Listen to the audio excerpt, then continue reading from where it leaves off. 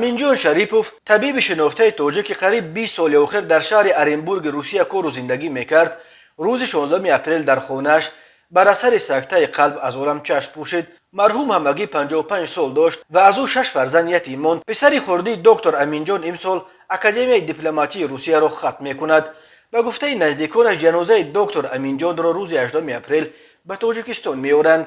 امینجان شریپوف 20 آگوست سال 1966 در نوحه مشهد به دنیا آمده دانشکده طبی تاجیکستان به نام ابوعلی ابن سینا را ختم کرده است.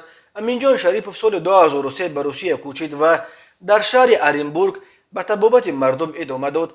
در سامانه پردکتروف کارافتادگان از امینجان شریپوف همچون طبیب یاد کردند که همیشه خنده در لب داشت و خیلی خوش معامله بود، با چهره باز و خیلی مؤدبانه با مردم مناسبت میکرد. مهاجران تاجیک امینجان شریپوف را یک قنات خود در ارنبورگ بدانستند و امروز یک قنات خود را از دست دادند.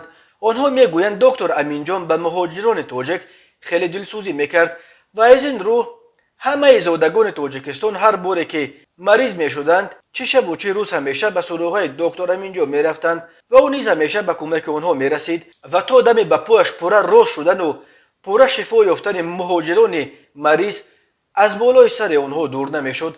دوستانش میگویند دکتر امینجان یک نفر دلسوز ملت بود و جانش را برای مردم هیچگاه دریغ نمی داشت. بنا به نقل دوستانش دکتر امینجان بار آخر ماه نوامبر سال 2021 همراه پسر خردیش به زادگاهش نوحه مشهد آمد و وعده داده بود که بهار باز به وطن می آید.